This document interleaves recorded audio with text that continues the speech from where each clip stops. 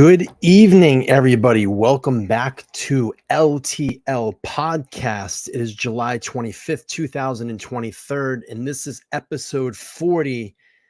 And we are going to talk some Idaho, and we are going to talk some Bryan Kohberger today. Yes, the big news today. We didn't hear anything yesterday, but we heard some news today, and we have some new legal documents to get into. We're going to roll through the show. We're going to see what the lawyer Peter Tragos, has to say about this. And I have some spots from Court TV and NewsNation chiming in on the Bryan Kohberger alibi.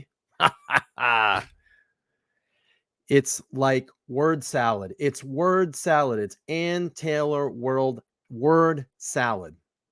It's like playing, what's that game that we used to play with?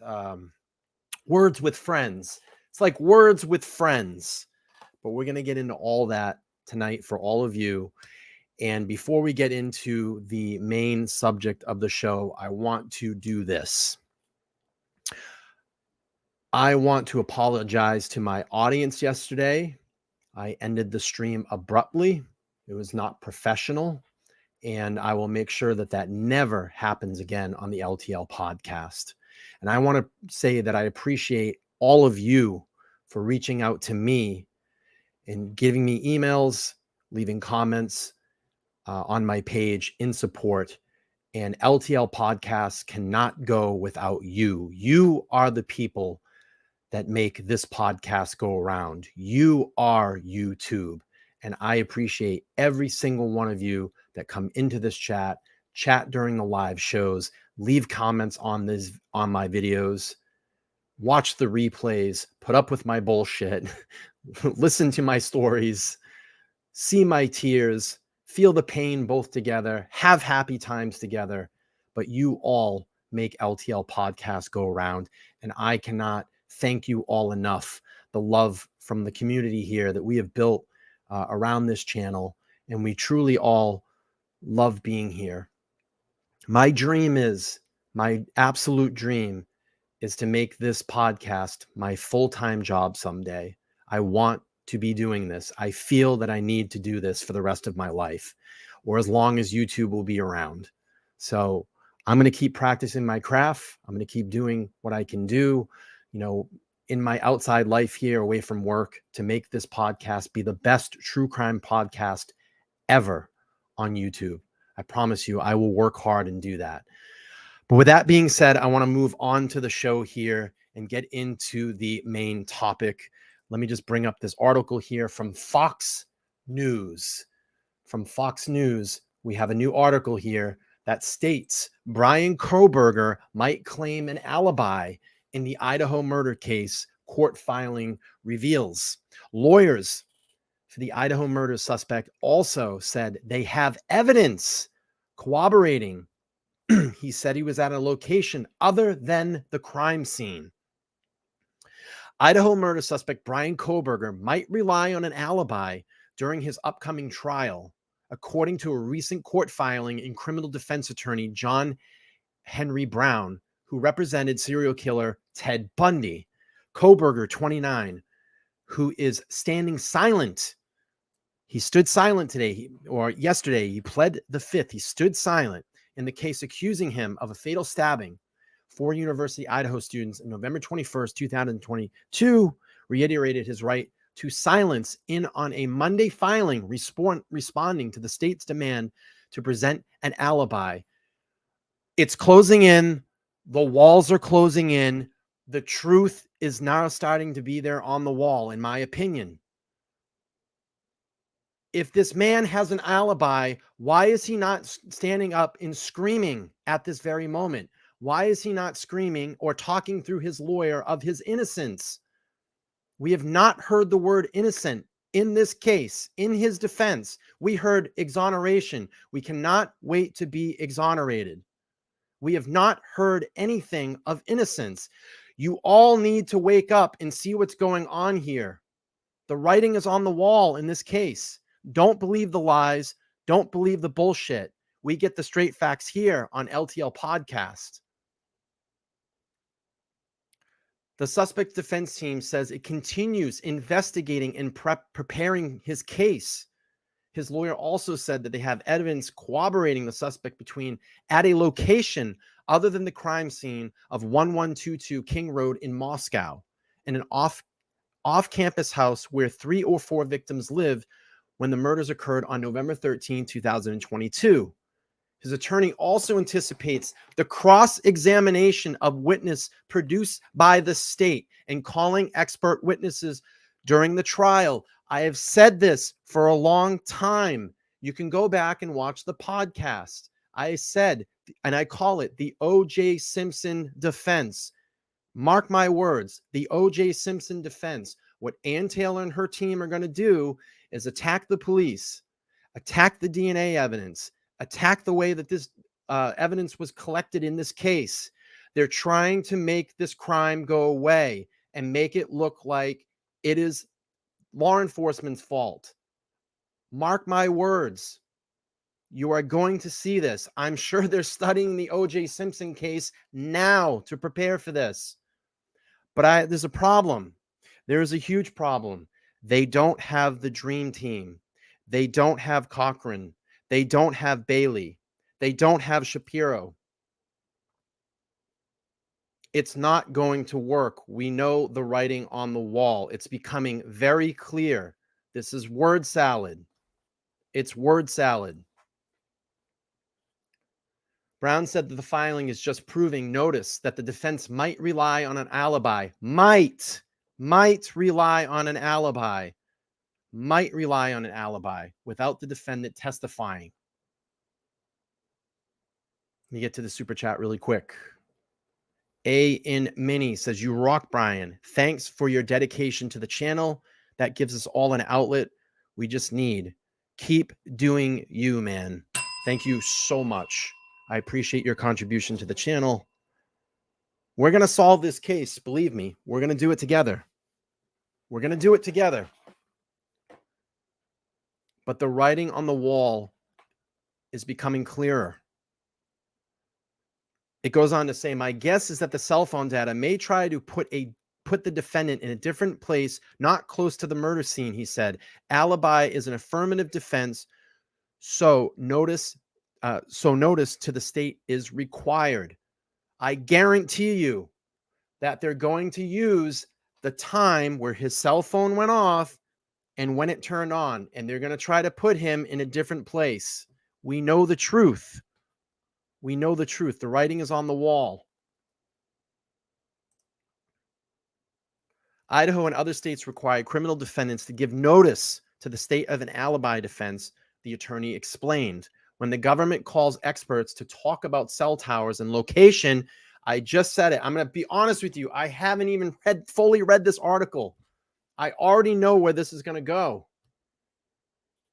When the government calls experts to talk about cell towers and the locations of the cell phones and things like that, then perhaps the defense is going to cross-examine those experts on cell phone information to establish the cell phone was somewhere else, is my guess.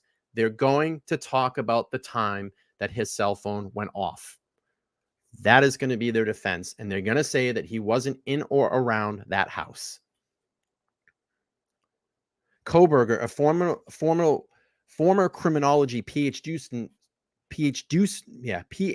student at Washington State University in a nearby Pullman, Washington, is charged with 4 counts of murder and 1 count of burglary after he allegedly stabbed 20-year-old Xander Knodel, 20-year-old Ethan Chapin, 21-year-old Kaylee Gonzalez, and 21-year-old Madison Mogan with a K-bar knife in the early morning hours of November 12, 2022. Investigators determined that the phone registered to Kohberger pinged at the crime scene between 3 and 5 a.m.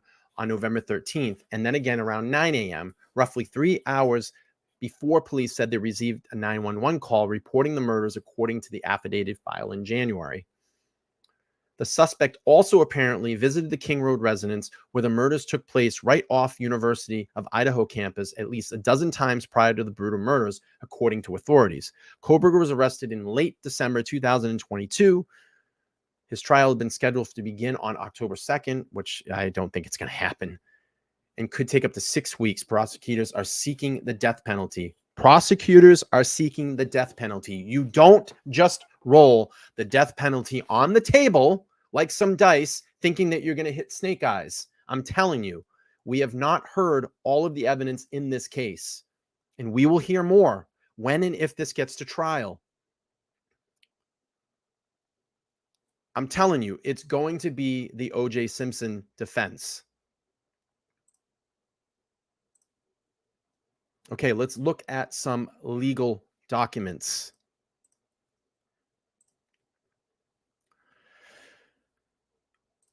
First of all, there's going to be an evidentiary items hearing on August. I almost said October. I'm thinking the trial already. On August 2nd, 2023. God, YouTube, you just love censoring me, don't you? Okay. 1 p.m. Pacific, and there will be a hearing there. So that will be on the docket. Okay, let's look at the alibi. Now, I know you all looked at this. This is the first time that I'm actually getting a chance to look at it today. I glazed over it just before I came onto the show, but let's take a look here. Let me just reposition myself. I'll go to the smaller. That's a little better. Let me widen this.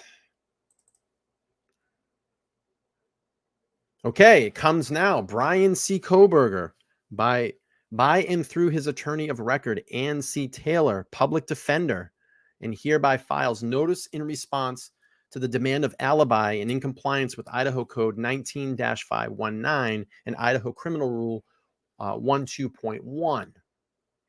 Mr. Kohberger notes that Idaho Code 19.519 preserves his constitutional right to silence as well as to testify on his own behalf. Mr. Kohberger stands firm with his constitutional right as well as his statutory recognition of that right. Noteworthy is that the alibi indicates a line of proof which the defendant attempts to show that he cannot have committed the crime of which he is accused because he was elsewhere at the time. A defendant denial of charges against him does not constitute an alibi, but as soon as he offers evidence that he was at some other place other than where the crime of which he's charged was committed, he is raising the alibi defense. Mr. Kohberger's defense team continues investigating and preparing for his case. Evidence corroborating Mr. Kohberger's being at a location other than King Road address will be disclosed pursuant to discovery and evidentiary rules, as well as statutory requirements. It is anticipated this evidence may be offered by a way of cross-examination of witnesses produced by the state, as well as calling expert witnesses. I think that they are going to have a major uphill battle in this case. All right, let's look at this state's motion to reconsider order staying from speedy trial. If you guys were over on Tanya's stream, she probably went through these and read these, but let's look through them here. Again, I've glazed over them really quick. Comes now that Bryan C. Kohberger by another attorney, J. Weston Losden, Chief Deputy Litigation, hereby submits the following response to the state motion of reconsidered order of staying time for speedy trial. The state's motion is concerned only with Mr. Kohberger's statutory right to a speedy trial, though it never makes that plain. To be clear, there is no way to read a partial waiver of constitutional right as a full waiver. Other jurisdictions use partial waiver. I mean, to me, it just sounds like they're slowing down the process again. I'm not going to go into this. I mean, you all know what's going on here.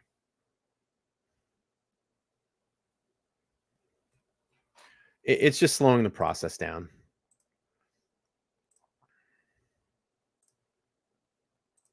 All right, let's pull up this here. Let's see what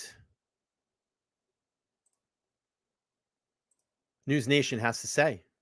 All right, let's bring in now Sarah Azari, NewsNation legal contributor and a criminal trial attorney. Sarah, thank you so much for your time. So hearing this, it kind of brings to mind the OJ defense, right? The evidence was planted. The police were out to get OJ. Is that what the defense is trying to say here? Yes. Yeah, Nicole, good to be with you. No, it actually isn't. Yes. This is all coming from the prosecution's responsive paperwork that's really hyperbole and fodder for the media. What the defense has said is that his DNA was placed at the scene, not planted. And this is not a matter of semantics. It's a matter of science, because the only DNA, Nicole, at the scene was this touch DNA on the knife sheath. Touch DNA. This makes absolutely no sense to me. 0 cents. They would have had to known about this guy months before, a year before. If she's going to go down the line that the law enforcement framed this guy, it's statistically impossible. They would have to pluck some random person out of a random place, have it out for this guy, get his DNA some way, place it on some knife sheath, put it next to 2 murdered people in a crime scene. It makes absolutely no sense. I don't. It's the craziest thing that I've heard in my entire life. It statistically cannot happen. DNA, as we all know who do the job, is the most unreliable type of DNA because typically it's transferred. And so what the defense is really saying is that it doesn't tell us that Bryan Kohberger was there. It doesn't tell us how his DNA got on that knife sheath. And really the larger picture of this is that there's been this point of contention about the investigative genealogy material that the prosecution does not want to produce, that the defense wants to be discovered. And so that touch DNA, because it was part of what ID'd Kohberger, goes to those materials as well. So again, I think this is about the defense saying it was transfer DNA, touch DNA, and the prosecution trying to make it to be some sort of a red herring, like, oh, they're claiming it's rigged. But is it possible that law enforcement plants evidence? Absolutely. It's happened in my cases. And this was a very high profile case. There was pressure to make an arrest. It's not implausible that things could have been planted. It's just not what the defense is saying here. So, Sarah, I want to expand on that a little bit. So the defense, there's this matter of semantics, placed versus planted. But then what about the video evidence? Exactly. He was allegedly caught, or at least his vehicle was allegedly caught on surveillance video. There's cell phone data that places his cell phone in the area, right? Is it telling that the defense team is not addressing any of those issues? At least not right now. Yeah, not right now. Exactly. Yeah. And no, because there's so much, I don't know how many terabytes of discovery already produced. The defense is still going through it, consulting with experts. And remember that in a circumstantial case, the prosecution is building their case, and the defense's job is to dismantle that case. And so it's not about any one sort of piece of evidence that we can just focus on out of context. We have to look at each piece and the reliability of each piece. So with respect to the cell phone pings, was it reliable that his phone was pinged by these towers? I can tell you, I've had clients who were over 20 miles away from the tower that was pinged, and their phone got pinged. The car, there was problems with the identification of the car. First it was 1 year, then it was a different year. And so when the jury sees this case, they're going to have to take a look at really the reliability of the totality of all of these pieces of evidence. And if I just may address what Alex said about the alibi, Nicole, it is not extraordinary that he doesn't have an alibi. It's in fact very normal that he doesn't have an alibi. How many of us can produce receipts that we were in bed at 4 a.m. on a specific night or morning? I can almost guarantee you this. Let me ask you guys a question and tell me, put a 1 in the chat. Put a 1 in the chat. If you go to bed listening to music, a podcast, YouTube video, whatever, playing a game, reading some text, tell me how many people in the chat, throw 1 up there, go to sleep in bed with their music playing, a video playing, a podcast to put them to sleep at night, and you wake up next to you with your phone next to you in bed. I guarantee you every single person in this chat will have a 1 next to him. So if this guy was home at his house during those hours and he was home in bed, not out at King Road doing what we know happened there, then his cell phone would ping either off his Wi-Fi in his apartment or near a cell tower at that time in the morning. So this is the craziest thing I've ever heard, to say, oh, well, we don't know where we are at 4 o'clock in the morning. My phone is next to my head every night that I fall asleep. It's probably not a good thing that it's there, because it's transmitting microwaves through my head. But I go to bed every night listening to either a podcast or a YouTube video to put myself to sleep. Yeah, look at all the ones.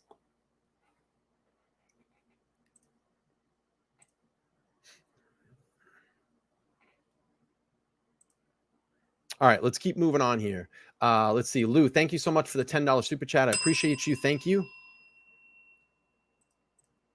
Can't. And so what he's doing is essentially saying, at trial, we will show you that through cross-examination, that the prosecution has not been able to prove that Kohberger was at the Kings Road home and that he committed the murders. Essentially, they're saying we don't have an alibi yet, but we can show you that he wasn't there through the process of trial. So Sarah, to expand on that a little bit, so they have not formally submitted this alibi. They're asking for this extension on doing it. But what does that say to potential jurors who, have yet to be seated, who more than likely, are still seeing all of this coverage right now, just like the rest of us are? Could that be detrimental? And I'm going to get a video up. I'm going to play a video in a minute here of people that want to question the DNA evidence. And we'll hear from an actual DNA expert that will tell you that it's statistically almost near impossible what everybody is saying in this case. A DNA expert is saying that. So we're going to play that here in a minute. I got another one here before I go. It's going to be live now from Fox. We'll play that video as well. We're going to do the evidence video, and then we're going to round out the rest of the podcast with Lawyer We Know. He streamed this afternoon. I want to hear what he says about the legal documents and then just his opinion on this case as well. So sit back, relax, let's have some fun. I'm back with a bang. I'm fired up, and LTL will push on until down the road. I think everything about this case is detrimental to eventually a jury that's going to be seated in the box, because I hope that those jurors are critical thinkers, that they're open-minded, that they believe in the presumption of innocence, and that they could just take what the evidence is in that courtroom and not what they've heard for all these months. It's not an easy job to do, but it's what they must do. Thank you for watching. Go to NewsNation. Wow, let's try to cut those off before they do that. All right, let's look here from Fox. This is from live now from Fox. Let's see what they got to say.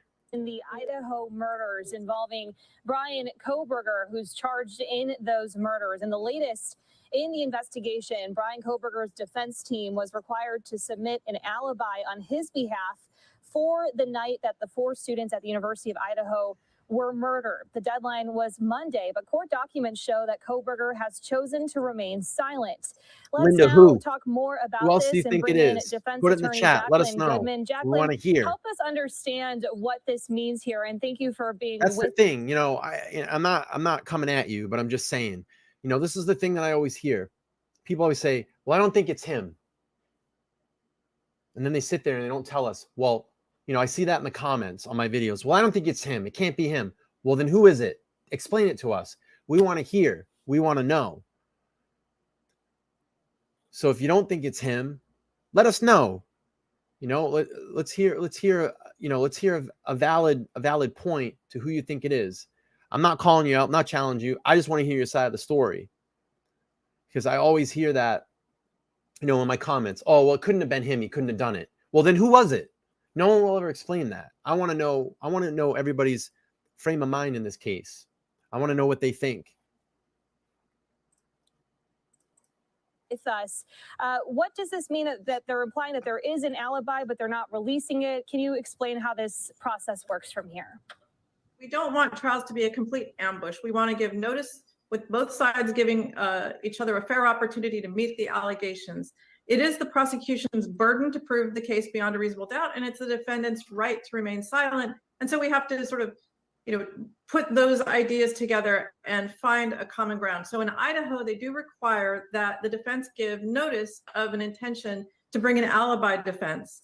And so what the defense did in this case is they brought some information that they may, by their July 25th deadline, that they may bring an alibi defense, and by way of expert testimony, which we assume is going to be something like cell phone tower information, et cetera, or DNA information, et cetera, as well as cross-examination of the witnesses against Mr. Kohberger. So it is sort of they're striking a 200 balance people in between here. giving too much We got information and 96 actually likes. saying Smash there's that no way like that we're button. bringing It's an free to alibi do defense. that. But this is I'm a gonna give fairly away early some. stage and a very, I'm gonna very give away serious some capital murder memberships tonight, case. some And so that's not a memberships. surprising filing when Let's you get see it up that. over 100. Okay, so we have the court documents here, Jacqueline. So let's talk a little bit more about what it says. They say, quote, evidence corroborating Mr. Kohberger being at a location other than the King Road address will be disclosed pursuant to discovery and evidentiary rules, as well as statutory requirements. So let's say that Kohberger does have a legitimate alibi. Wouldn't that be easy information to submit to the court? Or how does the timeline, if at all, play a role here? Is it with them having to wait a little bit more time to submit an alibi or to make that information known? Does that have any sort of role in this when you look at the timeline as a whole, waiting longer as opposed to doing it right away? Titanium built. Tanya in the that's house. sort of it's burden shifting when you think about it in that way. It isn't the Tanya, drop defendant's that link. duty to Someone drop say that link to your channel affirmatively, if you haven't I was at this subscribed. place or that place, although Go that over is and see kind of Titanium built. the extreme Get her idea at of what an 10,000. alibi is. But there's also this sort of gray area where it is, if you weren't the one that did this, then you were maybe by definition not in the home at the time of these 4 murders. You might have been someplace else. And if the evidence to the defense, investigators working on this, finds evidence that would indicate that it was not Mr. Kohberger who was in that home at that time, they could over time develop what amounts to an alibi defense. So it's sort of it's more of a continuum and less of an extreme. Brittany just smashed the like. Okay, sure. Brittany just smashed the like. How likely is it, in your opinion, that there is a valid alibi here, considering the evidence that we know has been brought forth so far, the cell phone evidence, the pings, his car being captured on footage, and then, of course, arguably the largest piece of evidence, his DNA being found on the knife sheath under. I think they want that grand jury testimony. They want that grand jury testimony to look through. That's what they want. So they're slowing everything down so they can get all those transcripts and get everything all together so they can see things and put their case together. That's what they want. That's a good point. Rackmaster, they have to wait till they go through everything they stated to manufacture some kind of alibi. Absolutely. Purist says titanium built. All right, let's keep playing on here. One of the victims' bodies. How likely is it that there could be a good, valid alibi here? It's really hard to speculate. What we've seen and what's been in the news is clearly pointing to Mr. Kohberger being at the scene and having committed these murders. But in a case like this, you have evidence that's going to be admissible in court, and it's going to be subject to cross-examination and really sort of the sanitizing aspects of a trial so that we can get to the bottom of it. We know only a little bit. So if there is evidence that Mr. Kohberger himself was not present at the time, I mean, there are some gaps, let's face it, to the DNA evidence. There's no corroborating DNA evidence in his home or in the car, et cetera. So it isn't that I'm ruling out that something that is positive for the defense could change all of our opinions. But at least as far as we know so far and what the prosecution has told us, the evidence seems to point toward Mr. Kohberger, sure. Okay, so Jacqueline, if we back up a little bit here, there are 2 surviving roommates from that night, one of which had told officials that she had seen a man she didn't recognize that night, and the description that she had gave officials at the time fit Kohberger. The reason I'm bringing this up now is that we know that previously the defense had. So let me get this. Linda says, I think it's him. Yes. And I'm going to get a lot of backlash here. I follow a couple of psychics and tarot readers, and they also see another. I know people don't believe some are fake, my opinion. Hey, whatever you need to do is right for you. I don't believe in a lot of that. I don't believe in that stuff, but if that's what you feel you believe, you follow, all good for that. It's all good. I respect you for putting that in the chat. I respect you for putting that in the chat, Linda. because I can see how you can get a lot of heat for that. So,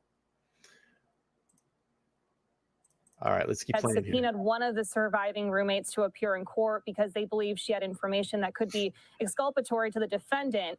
I'm curious as to how you think the surviving roommates could play a role in this trial, looking ahead to October 2nd. Do you think that they could potentially help Kohberger's defense?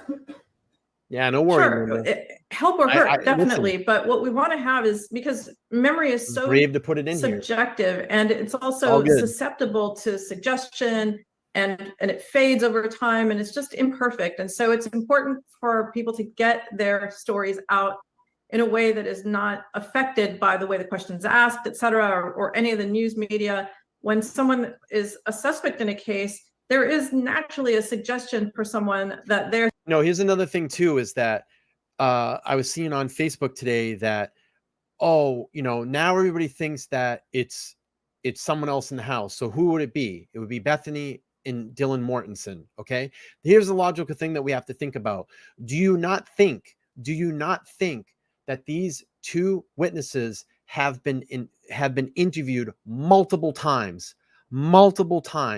They've had their phones downloaded. They've probably sat through multiple interviews. Do you not think that if it was someone else that is involved in this, that they would have been arrested already? We would have heard of another arrest. That's my opinion.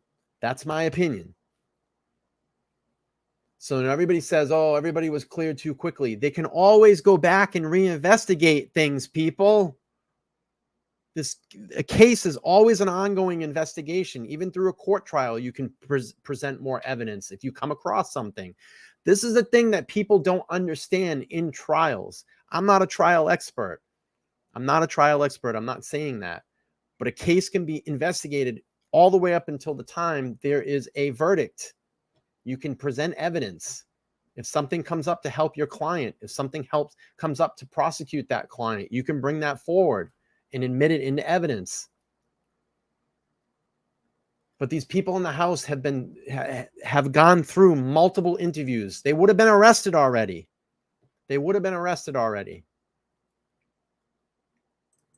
Thinking, well, this is the person the police think did it, it must be him. And that's really a subconscious thing going on in the minds of these witnesses. And so it's not unusual for the defense attorneys to be asking for these witnesses to be interviewed close in time to the time of the event, so that you can preserve any possibility of reasonable doubt at the time. Okay, so right now the trial is scheduled to begin on October 2nd. We also know the prosecutors here will be seeking the death penalty with this. What happens between now and then, and how likely or unlikely is it that we could see that trial date get pushed back? It's very likely that the trial date gets pushed back in October. And what you're seeing is a precursor to what you're likely to see more of, which is more investigation, more work from experts to see whether the prosecution's theories hold up when you play them out. And so you're getting discovery, which is evidence that may be admissible in trial from both sides, and the exchange of that information, the information and reports from experts. And I'm going to tell you right now, that little video that someone put up, well, I already got my YouTube copyright complaint submission. So don't worry, it's going to get taken down soon. Investigators as this goes on. And so as it develops, both sides learn new things and give that information to the other side. Another side gets that information, does with it what they will, and gives them their response. 5.37 time, and in a case where his very life is hanging in the balance, lawyers and experts and investigators are going to be quite thorough, hopefully. And that's what we're seeing here, that they're going to be very, very thorough when they look at all of this evidence. And so that October date is very likely to get pushed back. Yeah. Well, Jacqueline, we appreciate you joining us here to help us understand everything that happened today or this week, this update that we're just learning about this week. Is there anything else here that we may not have addressed entirely that you would like to add on to, or any final thoughts here? I think we've pretty well covered it, but here's the thing. It's very early on, and Idaho is kind of an outlier when it comes to the deadlines for when the defense has to tell whether they're going to give this alibi defense. And so I think it's kind of an important aspect of the case that the defense lawyers said we may, and it would happen through cross-examination of witnesses against Mr. Kohberger and through potentially expert witnesses. So they're making sure to preserve Mr. Kohberger's right to remain silent and to have all of the panoply of safeguards that are attendant to him in these kinds of cases without losing their ability to put on an alibi defense if that occurs. And so that's kind of the way that defense lawyers in Idaho are dealing with that early deadline. And that's just an interesting aspect of this case to me, but it can change as time goes on. These lawyers are going to be amending their filings as they get closer to trial. I think the X thing is just a little Jacqueline, this joke. could get I think it's going to turn complicated, back so we to do Twitter. appreciate you joining us I here think to he's help just us further roasting understand all that everybody. is happening and what comes next from here. So thank you so much, as always, for joining us here on Live Now from Fox. All right, let's hear about the DNA from a DNA expert, the planted evidence. Okay, let's hear a DNA expert. So everybody in here that is doubting DNA and touch DNA evidence, let's hear it from an expert. Oh, let's drop the video.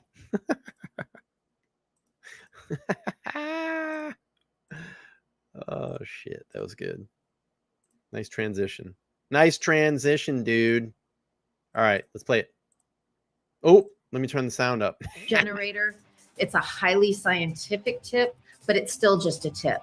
So we Just a can tip. point law enforcement in the right direction with this Just technique, tip. but they still have to perform their full investigation. Genetic genealogy and how it was used in the Just a Idaho tip. 4 murder investigation is becoming a major issue in the case against Bryan Kohberger. And now, court documents reveal Kohberger's defense may claim DNA on a knife sheath was planted. Thanks for joining us here on Law and Crime. I'm Anjanette Levy. We reported a few weeks ago that prosecutors asked the court to issue a protective order on the genetic genealogy information developed by the FBI using a DNA profile obtained from the snap of the knife sheath found on Maddie Mogen's bed.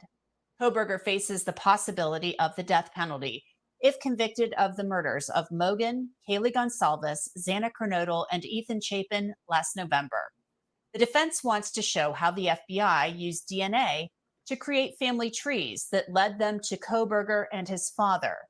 It's clear from reading court documents and from covering the case that law enforcement had very little to go on until genetic genealogy came into play. Kohberger's defense attorneys wrote in their objection that they want to see how many other potential suspects were overlooked. And they even suggested that Kohberger's DNA could have been planted. They wrote, what the state's argument asks this court and Mr. Kohberger to assume is that the DNA on the sheath was placed there by Mr. Kohberger and not someone else during an investigation that spans hundreds of members of law enforcement and apparently at least one lab the state refuses to name.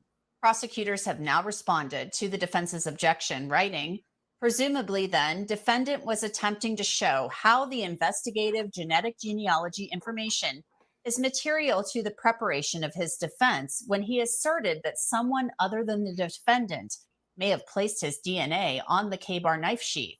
But the state is at a loss as to how that theory supports a claim that the IGG information is material to the preparation of his defense. In other cases, prosecutors haven't been forced to turn over the genetic genealogy information. I spoke with CeCe Moore, an expert in the field, about this earlier this year. The precedent that we've seen set is that this does not need to and should not be presented in court in front of a jury. So far, it's really been discussed in pretrial hearings, grand jury trial hearings. Thank you, Susan. If at all. I appreciate I've you. been on hold for dozens of cases to be an expert witness, and I've been canceled in every single one because of the precedent that we're seeing set, because of the rulings the judges are making. Oftentimes when the defense tries to object to the genetic genealogy and they lose, which they have in every case so far, they end up doing a plea deal. Kohberger's trial is currently set for October. Meanwhile, I spoke with Kristen Slaper, This an is expert important. in DNA Let's analysis, listen. who managed DNA analysis for years for Ohio's Bureau of Criminal Let's Investigation's Crime Lab. I asked her about the possible claim that DNA was planted and the arguments over genetic genealogy. What's important to remember is that,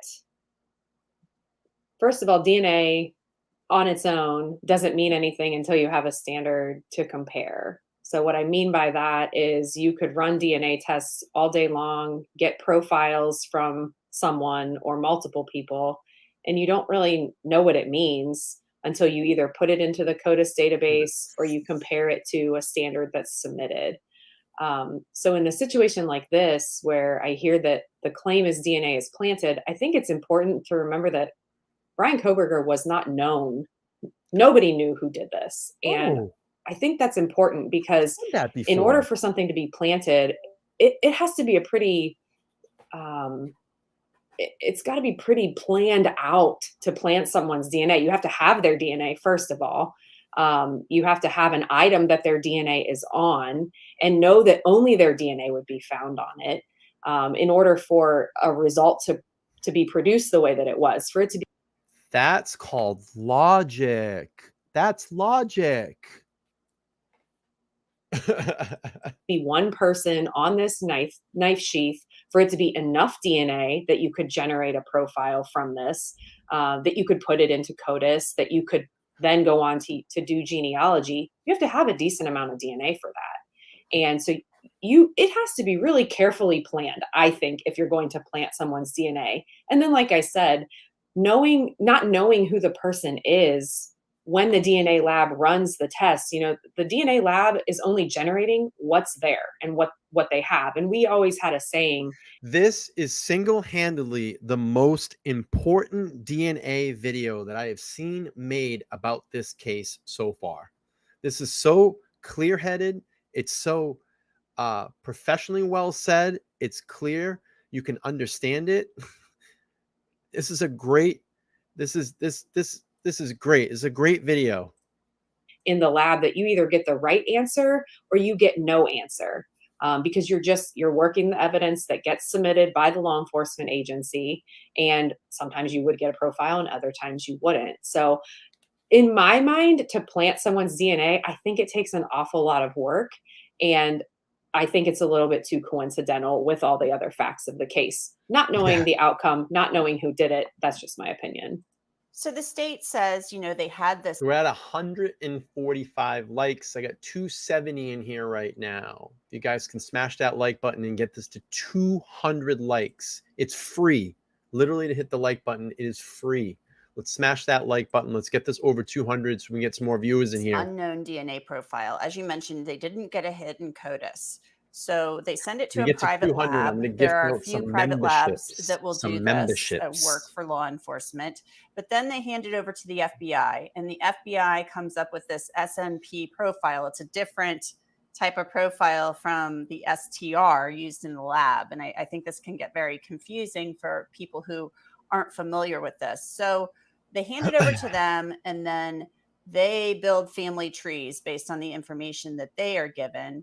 And then they kind of hone in on him. But the defense makes it sound like they may have overlooked other potential suspects. So I think a couple things on that.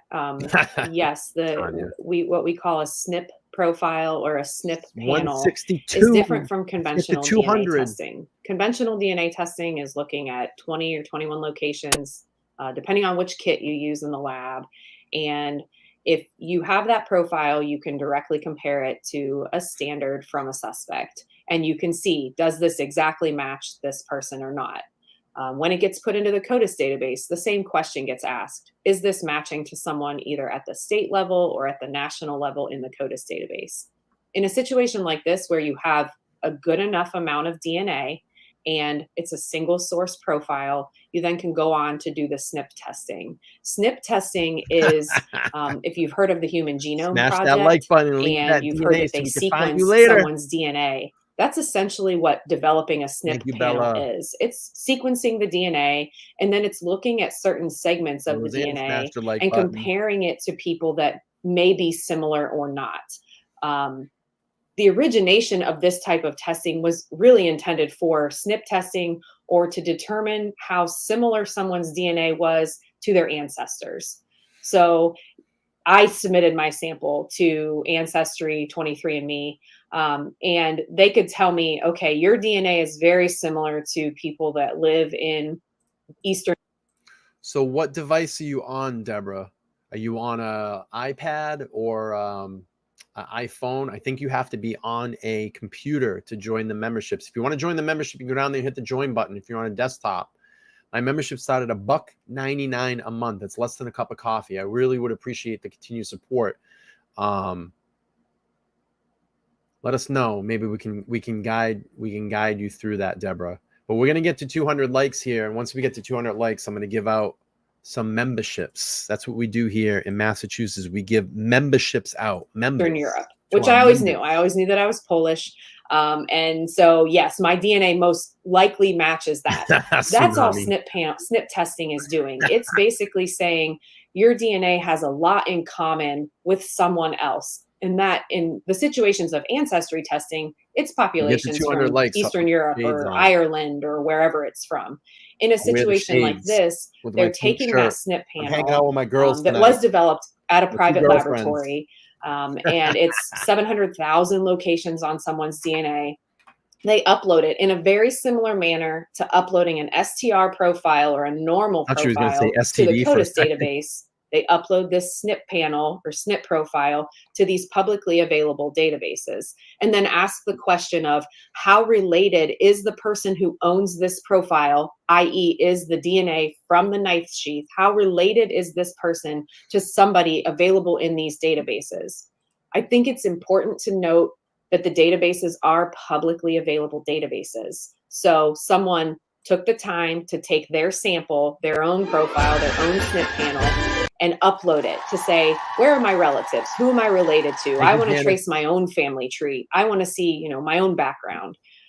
So once that comparison, they take the SNP profile, they upload it to that database. Once that's done, the returns that come back are potential family members of this. If you're asking like what a membership does, it gives access to all my members only lives and all my members only content. The way you get to that is you go to my homepage, scroll all the way down, and you see all members only content there. You can access all that. I try to do at least one members only informative stream in Hangouts once a week. I'm off tomorrow, so I'll probably have a morning warm up, and then we'll have the show at night. Person, and the return can be, it could be a first cousin because of the relatedness and because of the DNA from the evidence profile looking very similar to the person in the database. Because of that, that's how they know the potential relatedness. So once they figure out who's in the database and they find out the identities of those people, again, those people have uploaded their sample. They have given their information. It's public. Once they figure that out, they then develop the family tree. So when you're talking about there could be other potential people, it's probably other relatives of that initial sample that got uploaded. The thing to remember is down the line, they eventually do a direct comparison back to that original DNA profile with 21 locations on it. And it's very discriminating. That profile, again, it's a 1-to-1 match. So even if there are other people in the genealogy database that look related, right there, bro. At the end of the day, they do that final comparison and it's a match. I also asked Slaper about the prosecution's argument that the FBI... This is the clearest explanation of this DNA evidence that I've heard. I urge every single person to watch this video. And I will drop the link if you have it. If you can't follow along, you don't want to hear my stupid commentary over it, I'll drop the link. You can watch that later. But this is a very important interview. It is so clear and concise and so on point. FBI doesn't keep reports on the genetic genealogy work performed 25 in this more case. Likes and I'll give away Prosecutors say they don't have to turn that material over to the defense and that proper DOJ protocols were followed. Prosecutors cited another case in which the state was not ordered to turn over the information. We're getting there. I mean, my opinion is that I understand they don't want to turn it over because the people who are involved along the way, what I mean by that, the people who are in the database, All right, let's do this. They gave their stuff willingly, right? They uploaded their information willingly. If the FBI used the publicly available databases, GEDmatch or Family Tree DNA, which it's everybody's understanding that those are the databases they should be using. So I think what they're trying to prevent is that there's people along the way who are related to Bryan Kohberger at the end of the day, that don't need to be harassed. They don't need to be questioned about their DNA, because again, remember, his DNA matches that DNA profile on the knife sheath. So it's a Calvin Klein there shirt. are private labs that are doing this type of testing, whether it's the SNP panel or I wish the I genealogist, and they are providing a report that shows exactly how they got to the answer that they got. So I'm not sure that it's required to turn it over, but at the same time, it probably would make the case, Michelle. I appreciate you. Open the doors for, here's exactly how they got to the answer that they got to. Understanding that I think they're trying to protect private citizens. But in full disclosure, my opinion is just show what you did and how you got there. Typically, we've heard about genetic genealogy being used in cold cases. In this case, it was used in a newer case. Does Kristen Slaper believe investigative genetic genealogy will be used in newer cases in the future where other leads have been exhausted? I think that this is the way some of these cases are going to go, with the understanding I love to hear that, the genealogy good stuff. Labs and the companies that have to grow those databases, 10,000 they set subscribers parameters for the type of case that is going to be allowed to be searched in those. Make this the best damn true also crime those YouTube companies that have those databases, the planet. They require people to opt in to be available to search for law enforcement. But I do think there are many current cases where that comes to mind. It's important to remember that in order to do genealogy, you have to back up a step and you have to have DNA, and that DNA has to be uploaded to CODIS. Given that this type of testing is newer in the field of DNA analysis, there's not as much oversight or regulation as other DNA, DNA analysis and the CODIS database. That's regulated by the FBI. So there are groups that are working currently to develop protocols and procedures, whether it's for the lab that's doing the SNP testing or for the genealogists in how they're developing those leads. There are groups that are developing protocols for how that should go, because it shouldn't be a secret. It's not a black box, voodoo magic, whatever. It should be available. But I do think that there are techniques. There's also what we call the familial DNA testing, which uses the CODIS database. And that has been, if you look at around the country, that has been regulated by courts across the country, whether the state is allowed to do it or not allowed to do it. And that was, probably about 10 years ago, that whole idea started. And this is where things have progressed. So the only way that this channel is going to grow, and I urge everybody here tonight, the only way that this channel is going to grow is on the non-Idaho streams, that you come see this channel, you come see this show.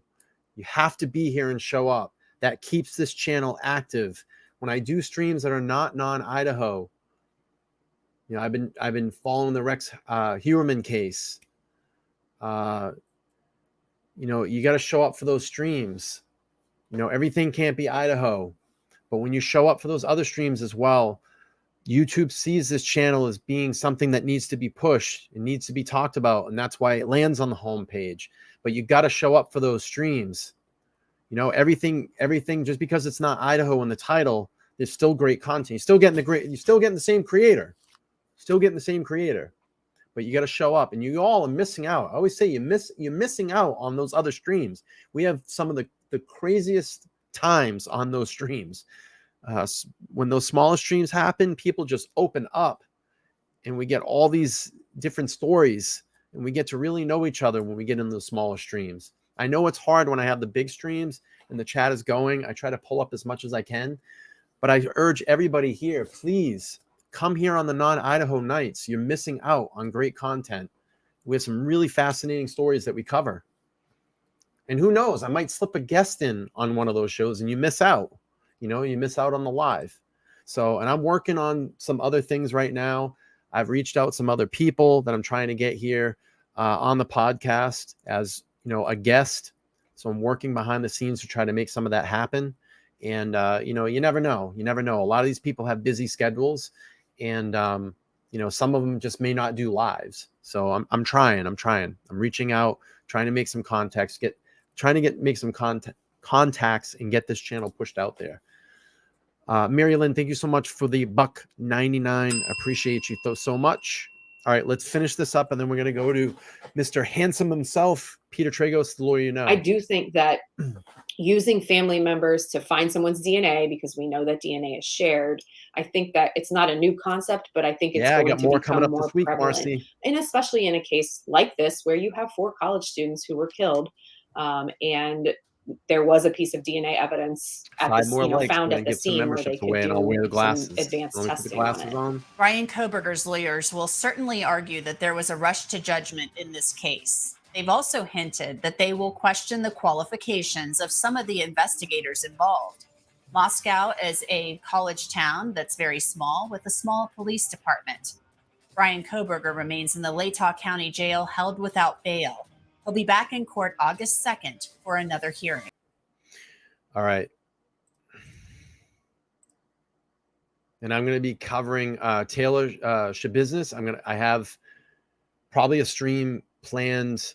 I may do that tomorrow night to catch up on the case. That's going to be a really crazy stream. I've seen some crazy stuff coming out of that.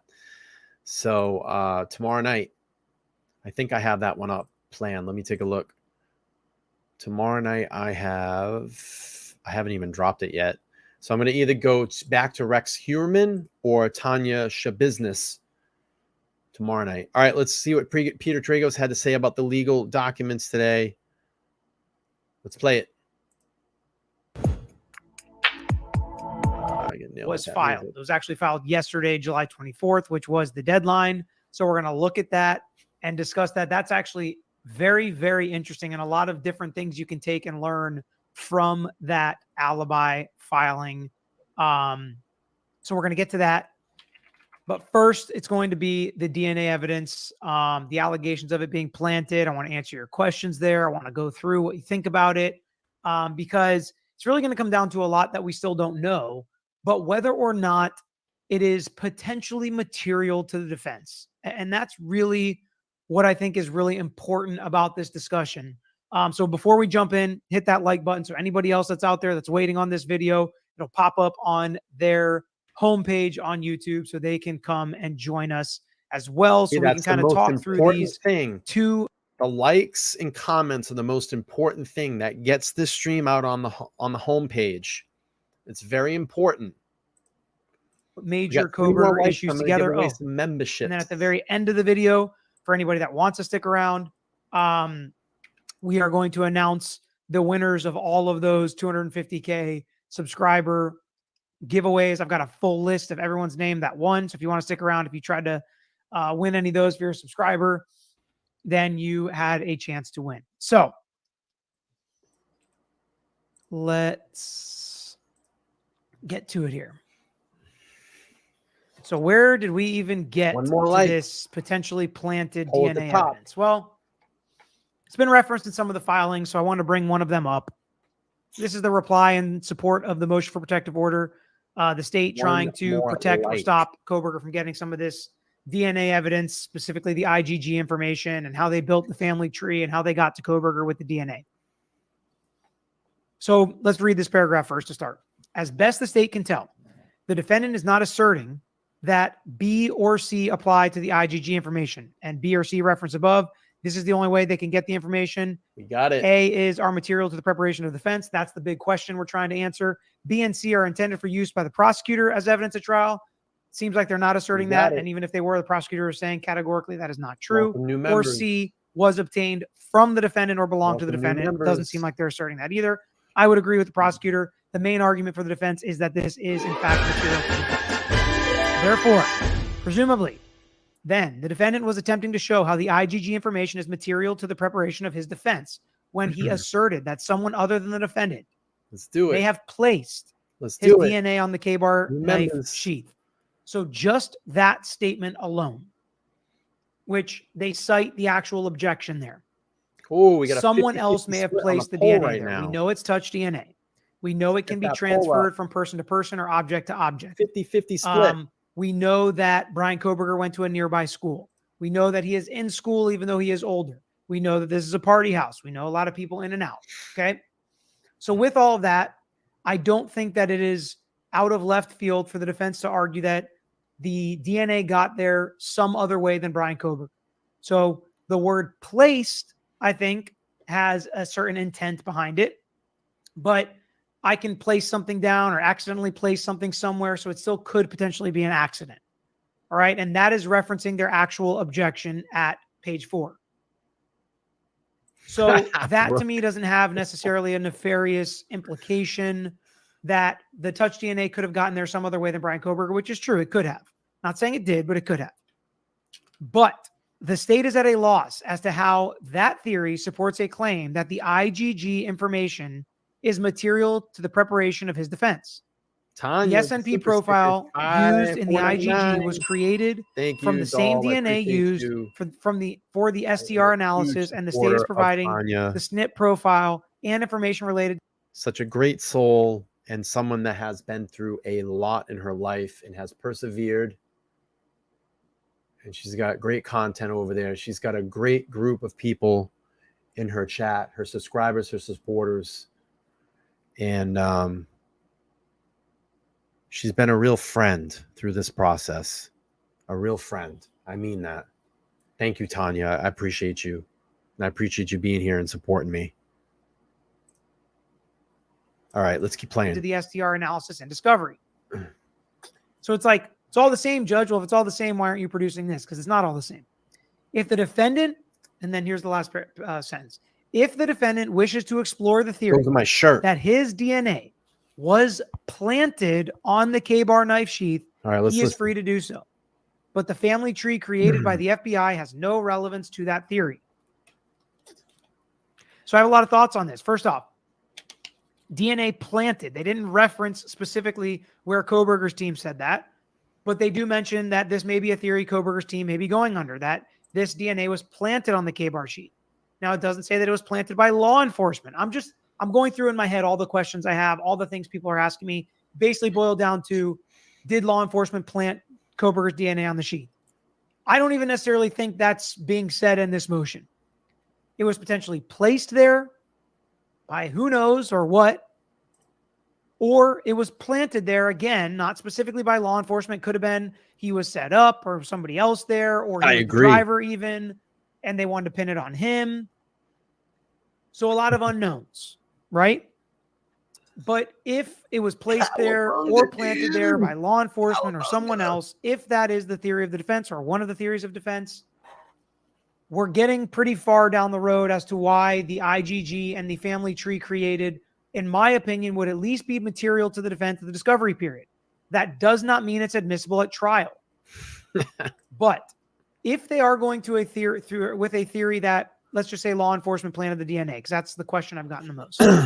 If they are going with that theory, if law enforcement started the family tree with Kohberger and worked backwards, that could be material. If they did 15 family trees and not just Kohberger's, that could be material for a number of reasons. Number one, to show they weren't just focused on him. Number two, to show there might be some other suspects, which they do argue. But was Kohberger the trunk or the roots or whatever it would be, or was he a branch on the family tree based on some unknown profile? Or was his name put in first to build this family tree? Some of this information can come out in depositions. Some of it can come out in some other documents potentially. But if they're saying it was planted, if they're saying they targeted Kohberger, if they're saying that they wanted to make sure they got Kohberger, then how the family tree was built could be important. Could be. Which is why it should be discoverable. My opinion. They make arguments that you don't get everything in discovery. You don't get everything done in an investigation. And that's true. Oh, yeah. And I got the question. Oh, yeah. Well, can't the defense just say anything is their theory of the case, having no reason to actually believe that? Oh, and then they can get more investigation information and more discovery. Well, the defense has to actually have a good faith basis and a reasonable belief that this could be true or this could be part of their defense. Evidentiary hearing. Okay, so they can't just say it willy-nilly about anything. And when we're looking at this, what information do they have that potentially could make this a reasonable belief or a reasonable argument? Well, thank you, Bella. I appreciate it. That there's no other Kohberger DNA anywhere in the apartment or on any of the victims. We have also heard that there's no victim DNA in Kohberger's house, car, or any other place Kohberger was. Savage. We've also heard there's no connection to Kohberger and the victims. Now, none of those things make this crime impossible to be committed by Kohberger. That's happened plenty of times where there's no seeming connection and they end up committing this kind of heinous crime. But if they're saying he's never been there, no other evidence of it, this is the only piece, and the reason this is the only piece is because it was planted. It's too late. My neighbors would be like, that is leading down the line of at least having a good faith, reasonable belief that this is a real possibility, and therefore they need to discover potential evidence around that theory of defense, which would make it material to their defense. Bodie, Peter, where would they get the DNA from him to plant it? That's a great question. Thank you, Victorine. Which is why I think timing of the family tree is important. What did they have at that time? What did they gather? It's very interesting. Like the DNA stuff is very weird because it is the most damning piece of evidence. Only 50 subscribers. It is something in the probable cause affidavit. We got to get there. Even without this DNA analysis, we still have enough for probable cause. It's very strange. Who planted it is the $1 million question. Yeah, we may never know because maybe nobody planted it, right? Oh, Patrick, happy Tuesday. Peter and the Lawyer You Know chat. I've missed y'all lately. Missed you too, Patrick.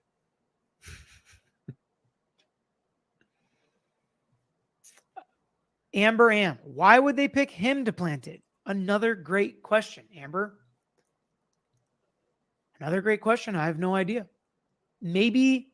So the only thing I could think is potentially there is pressure from the outside and the victims to get somebody.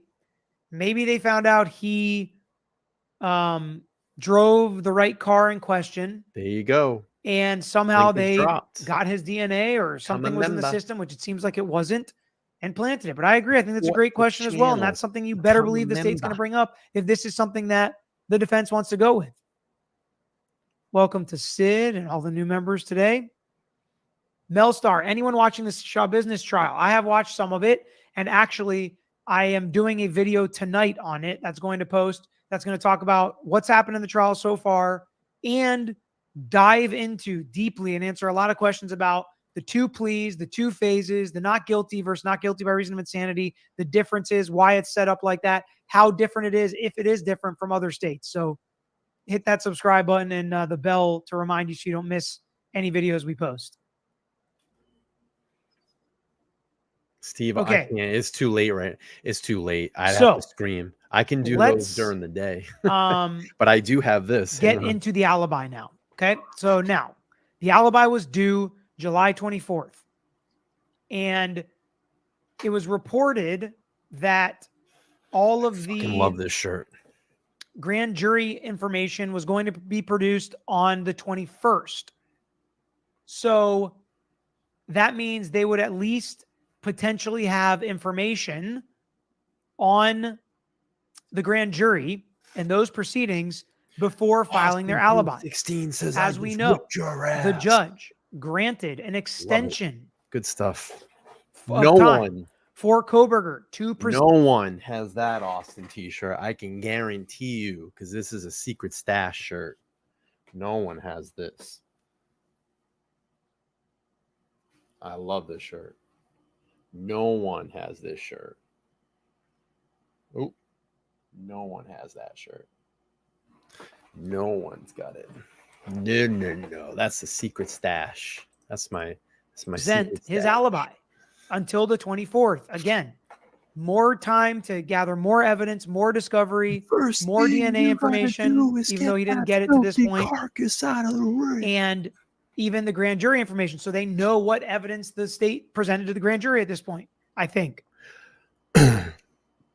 So let's take a look at the alibi that was presented. Your thump in your butt. So this is the defendant's response to the state's alibi demand. We're lost in 3 because the state had to demand it to start this clock. Ass. Kohberger, Bryan Kohberger, undersigned counsel, hereby files this notice in response to the demand for alibi in compliance of Idaho Code 19519. Holy shit, it's bright. So again, this does not say this is his alibi. This says this is his response to the state's demand for his alibi. Woo, so bright. Mr. Kohberger notes that Idaho Code 19519-4 preserves his constitutional right to silence as well as to testify on his own behalf. Oh, I got some We're going to drip. pause here. I got some jump drip. over to the Idaho Code 19519-4 so that we can see exactly what that says and how it may come into play here. Now, it's kind of hard for you to read, so I'm going to read it for you. And it's paragraph 4. This is the notice of defense of alibi, okay? So paragraph 4, upon the failure of either party to comply with the requirements of this section, the court may exclude testimony of any undisclosed witness offered by such party as to the defendant's absence or presence at the scene of the alleged offense. So what does that mean?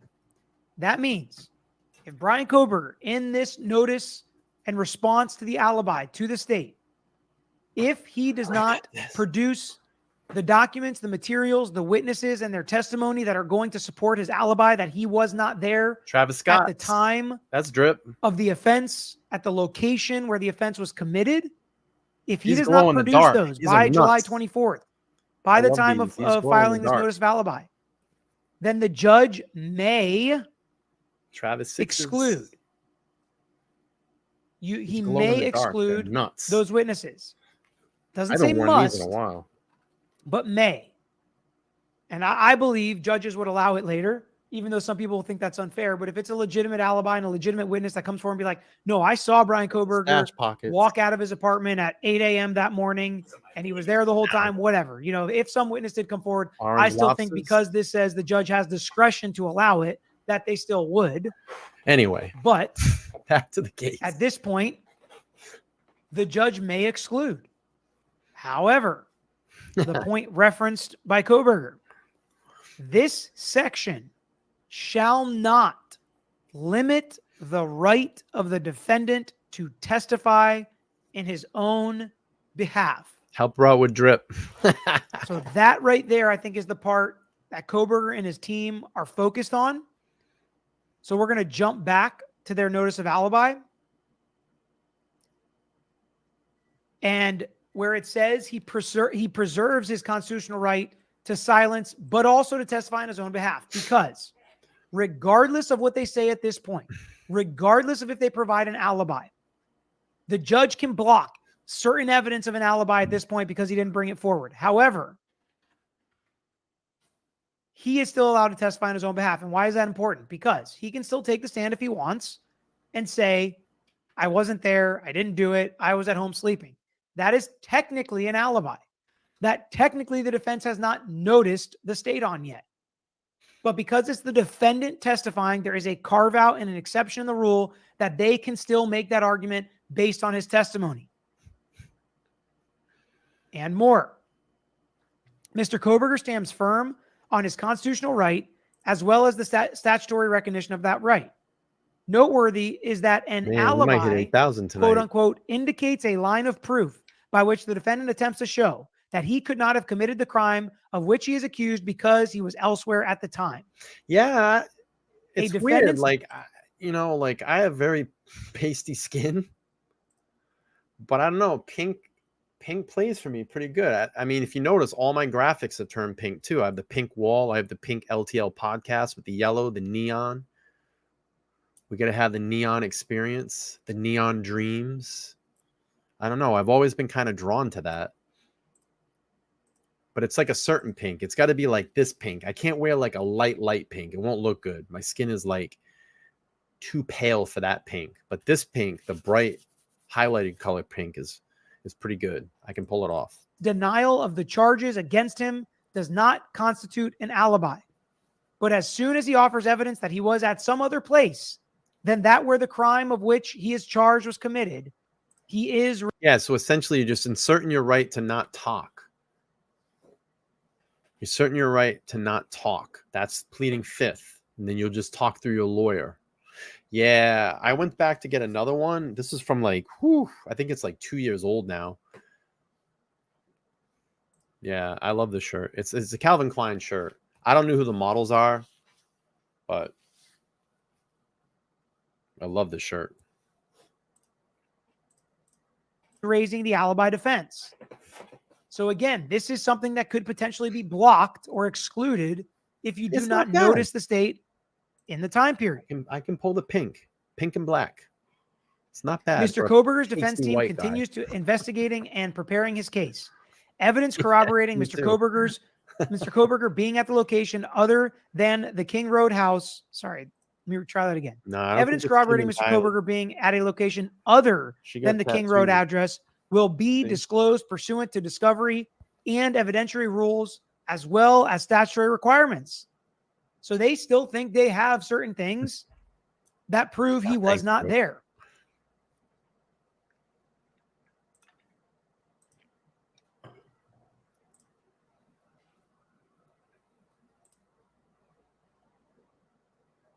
So it is also anticipated that this evidence of alibi, may be offered by way of cross-examination of witnesses produced by the state, as well as calling expert witnesses. What does that mean? Are they going to have expert witnesses come and testify to an alibi that Bryan Kohberger was somewhere else? Yes, it is. To me, I think all this means is we're going to be able to prove through cross-examination and expert witnesses that Kohberger was not there. That touch DNA was planted, or it's not enough, or whatever. There's no other DNA. He couldn't have done this. He didn't have the knife. It wasn't his car, whatever. They just think through cross-examination and expert witnesses, they're going to be able to prove he wasn't there. Feels like a nothing burger and stuff we already know. But it also seems like they're not going to produce an alibi at this point, but they are still going to argue he wasn't there, which is fair. And this is how they can do it. Cross-examination, expert witnesses that, that's not his DNA or whatever, it was planted, whatever they're going to have an expert say. And then, of course, Kohberger's testimony itself, which we've been saying all along. If he is going to get up there and say, I wasn't there, that is not what becomes produced in a production of an alibi or notice of an alibi by the defendant. That would be, my wife was sleeping next to me the whole time, holding my hand. She knows I didn't get up. I have an alarm system. It beeps every time my front door opens. Check my alarm system. No beeps, no openings that night. I drive a Tesla and it shows it was parked outside my house, plugged in and charging, whatever. That would be corroborating evidence of an alibi that you were at your house somewhere other than where the crime was committed. So, no alibi outside of just the normal defense of a case. Not surprising, but interesting because they asked for more time and the judge allowed it. So tell me what you think about this. Does this change the way you think about the case? John, do a poll. Did you expect Kohberger to produce an alibi? And we're going to mean an alibi in addition to his own statements. So a poll. Did you expect Kohberger to produce an alibi? I just want to know kind of where the chat stands on this. Ashley asked, can you look into the Karen Reed case? I don't know anything about it. I have gotten a lot of requests for new cases, though. Jamie, I'm still believing that the upstairs victims were killed earlier and closer to the 4 a.m. The others were K. I don't know. I feel like in this case, I find myself saying I don't know a lot more than many other cases.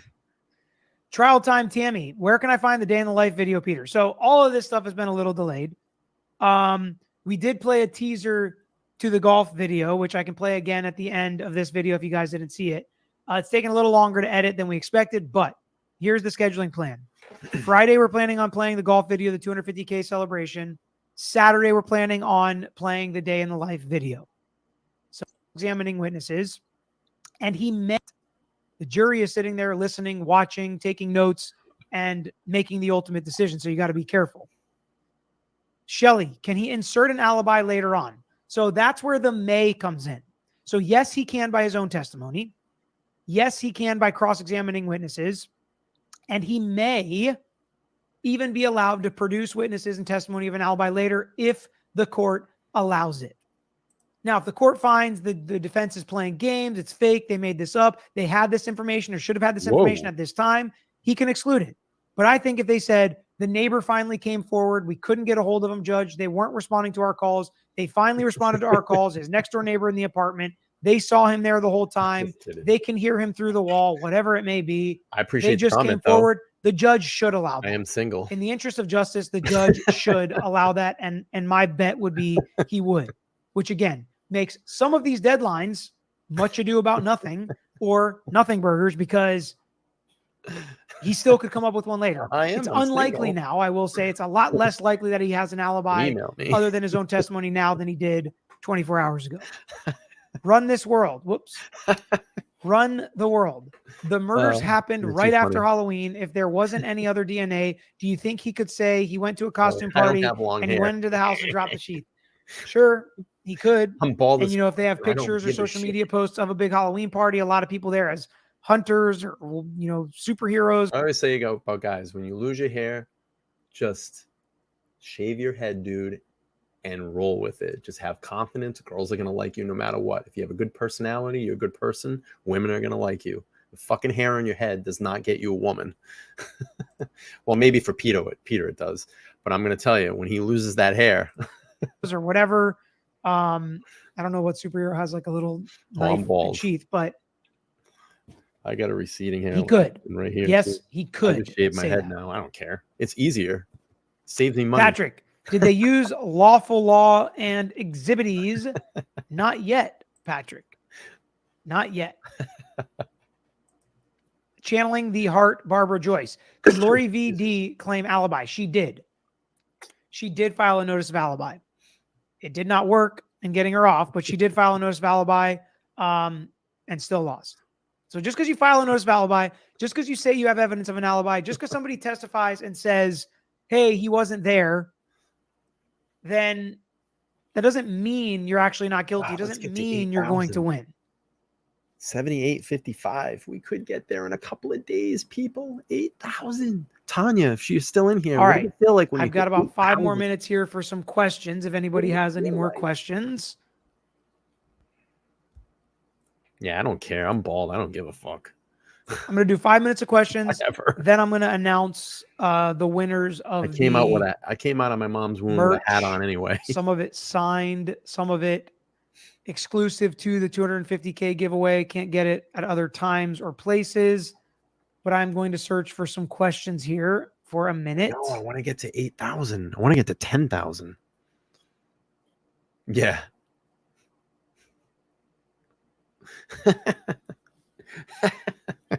Five. Freelance Kate. In most other cases like this, they find lots of DNA, don't they, at the crime scene? I don't know if I would say lots, but usually it's not just one piece of touch DNA on the sheath of the weapon they believe was used in the crime. Very unusual for that. I bet very unusual. Guess my age. Mel, if he had a proper alibi, he wouldn't be in jail. A lot of people in jail think they have an alibi or file notices of alibi.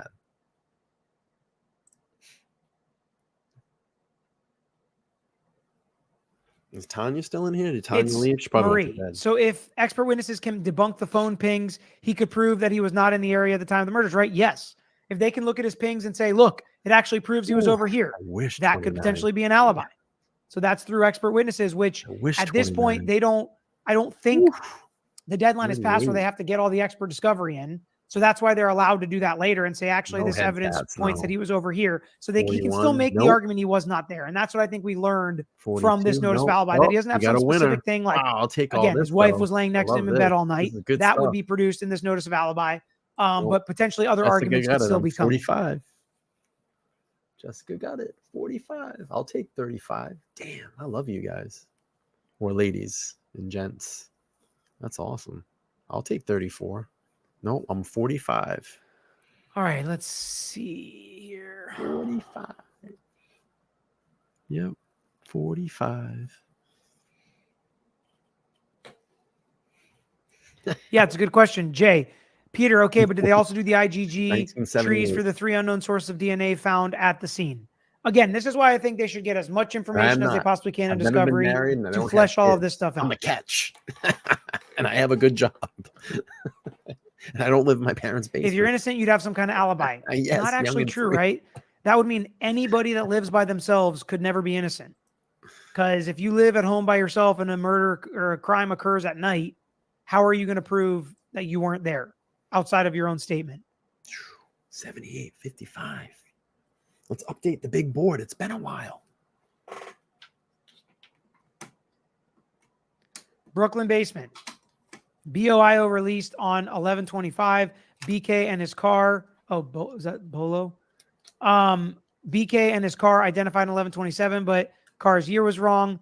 Is it sus if the IgG tree was created after 11/27? I don't know if I would say it was sus. It's sus, but I think that if it was created before, it would make it even very difficult to say that they had the DNA to plant, right? Like some of the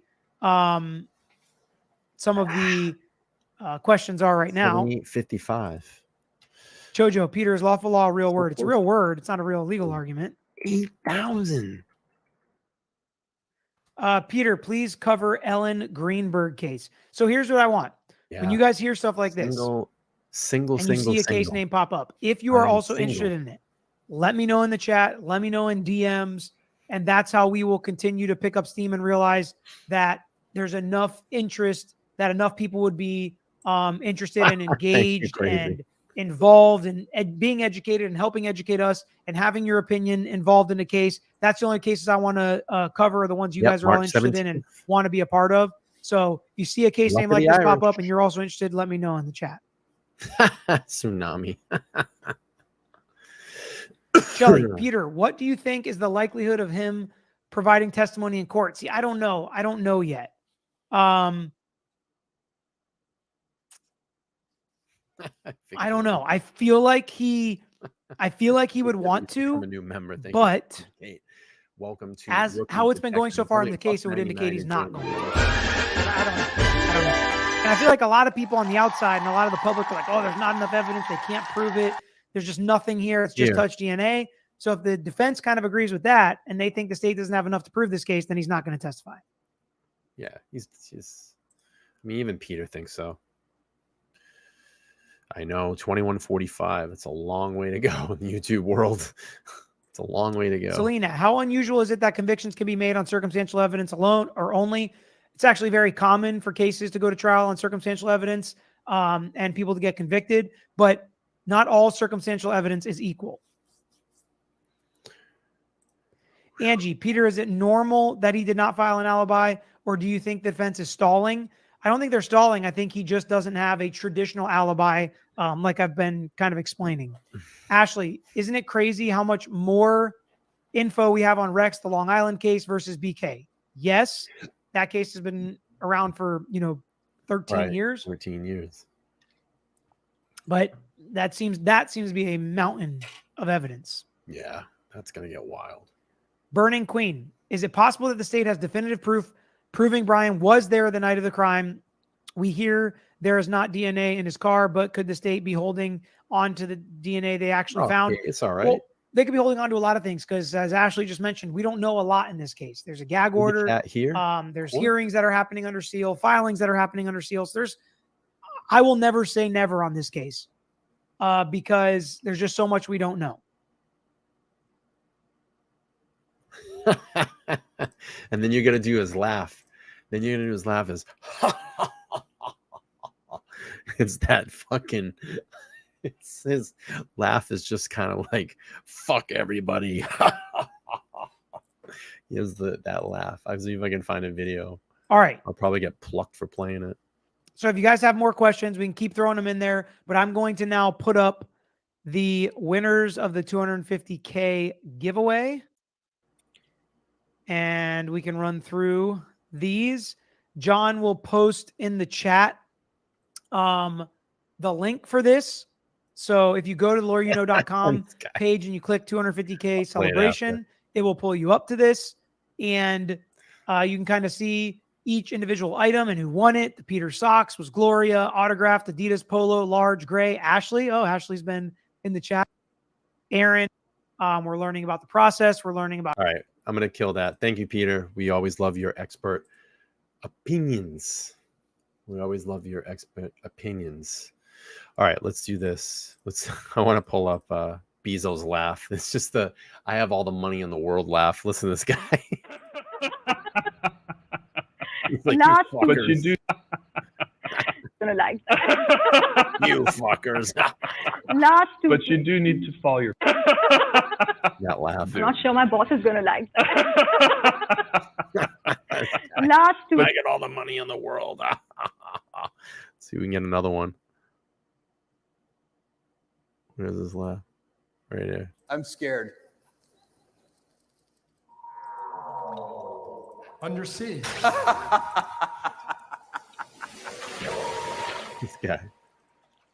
He's like, what's that? The guy from what the hell's that guy? Is it Superman? Is it Lex Luthor?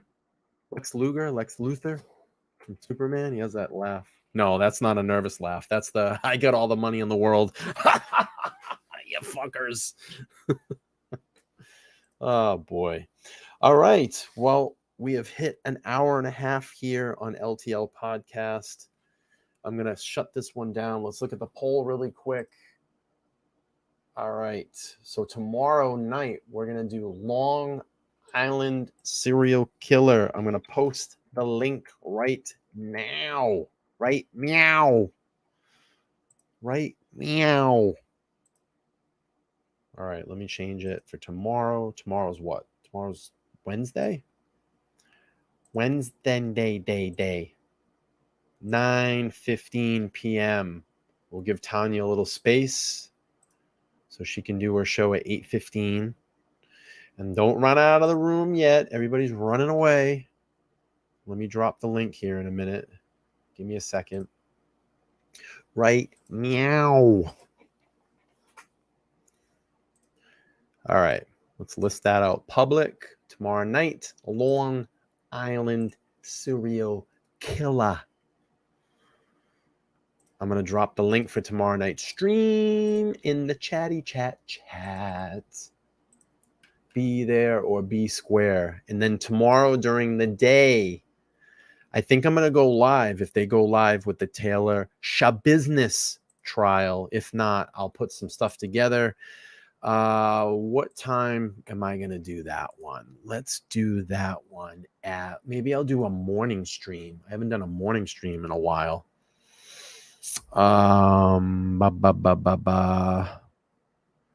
Tomorrow, I'm just trying to think what I have going on. How about I do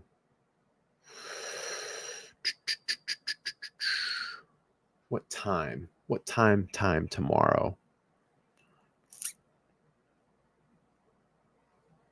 I'm not sure yet, but keep an eye out tomorrow.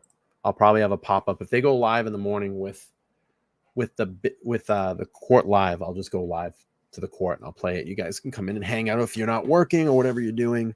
I'd love to have you over here. I want to thank everybody this evening for coming back, checking out the channel. Without all of you, this channel cannot go round. And I want to welcome all the new members to the channel. I may pop up tomorrow in the morning and do a members only. I don't know. I'm going to do some streaming tomorrow. I'm off from work and I want to stream. I want to fucking stream. So I'm going to do that tomorrow. I'll think of something. Probably Taylor. I said Tanya. Why did I say Tanya? Taylor Shabusiness tomorrow.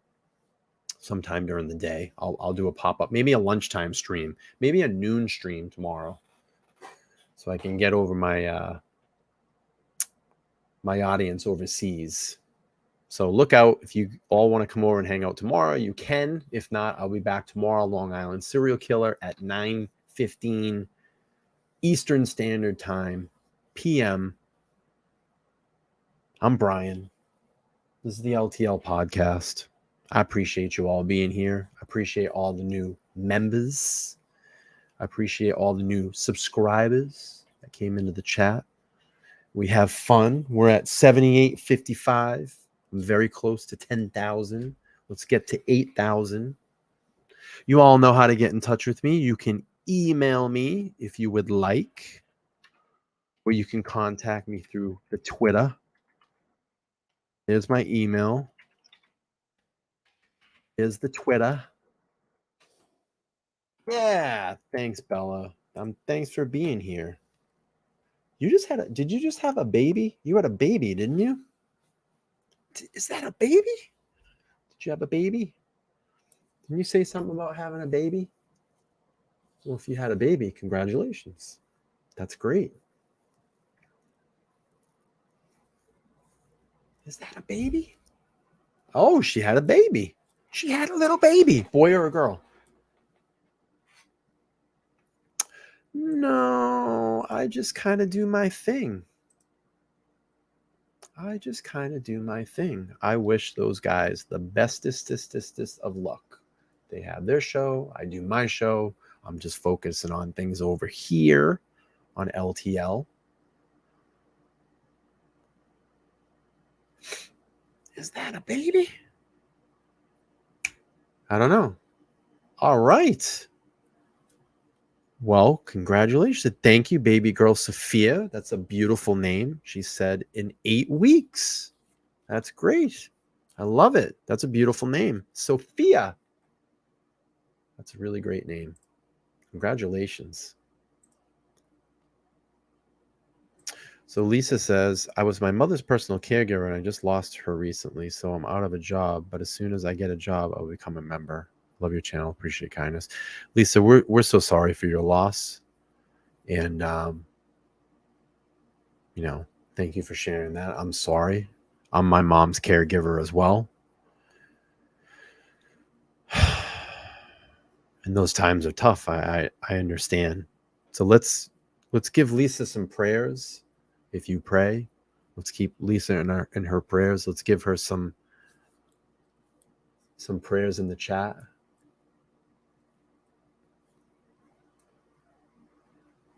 Yeah, it's really terrible. Don't get me emotional before I go off air. But listen, I want to apologize. Like I said, I want to apologize to everybody last night. It was unprofessional for me to stop the stream, and I will make sure that I do not do that any time in the future. But with that being said, I think we're going to end the stream tonight. All right, ladies and germs, be good, be safe. I'll be back here at 9:15 Eastern time, PM Eastern Standard Time. And tomorrow I'll end up doing something during the day because I know I'm going to be bored during the day and I'm going to want to do something. Maybe I'll jump over with Tanya. If she's live, I'll jump over there. I don't know. We'll figure something out. But you all be good, be kind. You know how to get in touch with me. I'll see you all tomorrow. Be safe. Bye.